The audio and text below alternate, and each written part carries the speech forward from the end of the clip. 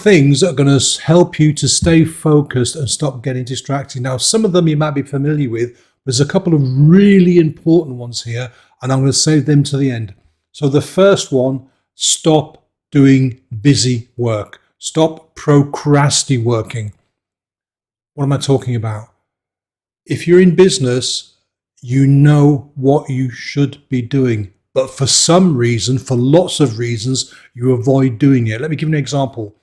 If you're in a service business, for example, if you're a therapist or a hypnotherapist, the one thing you should be doing most of the time is marketing, going live like this, or writing posts. But for some reason, we want to avoid doing that. We want to avoid reaching out to people. So what do? We get busy procrastinating. We tidy our desk.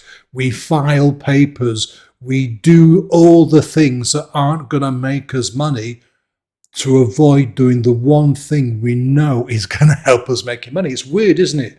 But people will avoid anything, or they'll do anything to avoid the one thing they need to do. So stop it. Admit that you're avoiding it. And maybe ask yourself the question, why am I avoiding it? What is so big and scary and frightening about this thing that I'm avoiding doing? Figure that out, and then you've got yourself part of the solution. The next one, number 2, is stick up a mental do not disturb sign. And what I mean by this is set aside, say, an hour to work on the thing you need to do. Switch off your phone, switch off all the other distractions, and put up a mental do not disturb sign so that nothing gets in your way of spending an hour on this particular aspect of the thing you need to do. Yeah. So lock yourself away, tell the kids that you'll be with them later on. Make sure there's no distractions, no deliveries, no washing machine, no cooking that you've got to attend to. Nothing's going to go beep, beep, beep, beep, beep. Get rid of as many distractions as possible from your area so that you can sit down and do the work. Because if you've got your phone on and something goes beep, beep, you're going to check it out. If there's a knock on your door, you're going to answer the door. If you've got the washing machine on and that goes beep, it's going to distract you. You know it is. And half the time we do these things deliberately. So, you know what? I'd set aside an hour, but I've got to go and do this. No, you set aside the time and you make that as distraction-free possible so that you can focus in on doing the job. Number 3, do I really want to do this? This thing that I'm avoiding doing, this thing that I'm letting myself get distracted away from, do I really want to do it? Do I really need to do it? Let me give you an example. The garage is a mess. Yeah? And you know you want to kind of get it sorted out because there's lots of stuff you could chuck out and create some space. But is it really necessary? Do you have to do the garage right now? Is there some earth-shattering reason it has to be done this weekend or next weekend? If it doesn't, then don't do it. If there's no urgent reason to do something, don't do it. If the garage has been a mess for the past 5 years, unless you bought a brand new car or you've got a new use for the garage, what's the diff? Don't bother with it. Don't stress yourself up. Don't fill your head with mental clutter if it doesn't need to be done. Ditch it.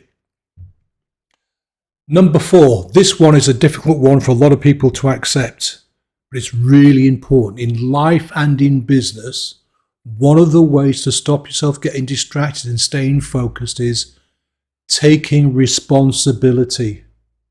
Take responsibility for your actions.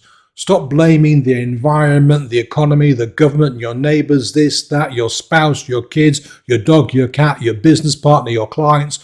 Stop blaming other people, other events, and take responsibility. Yes, I accept there are some things that happen that, we can't avoid having to deal with. But once you've dealt with them, move on. Stop blaming other people. Stop, absolving yourself of responsibility. Because when, it's not my fault, Paul, it's this, that, or the other. You don't have to do anything then, do you? Oh, no, it's all of them. I've done my best. No, you haven't. You're just making excuses. Take responsibility. If you've got a business, the only person at the end of the day that's going to help you grow that business is you.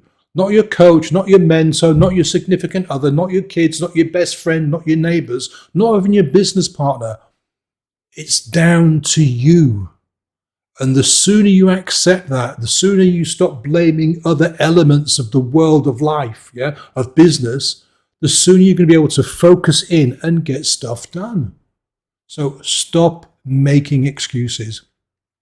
The fifth and probably the most important thing you can do to stay focused and stop getting distracted is ask yourself this question.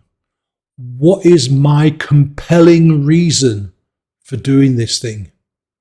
Why did I set myself up in business in the first place? What did I want to get out of my business? What's the benefit to me? Why am I doing this thing? What is my overarching reason for this? If you don't have a clear reason, how can you expect to make any progress? You know what, Paul, I just fancy, I'll start a business. Everybody else seems to be doing it. That's not a compelling reason. You know what, I might go for that promotion. I could do with a bit of extra money. That's not a compelling reason. If there's not something pulling you forward or pushing you towards something, you're not going to do it. We have to have compelling reasons to do stuff. Go back to your youth and you're in a nightclub and you saw a really attractive person. You pushed yourself to go and talk to that person because you had one thing, a couple of things on your mind. So you went and did the thing. You went and talked to that person. You expanded your comfort zone because you wanted something. You wanted to make a connection.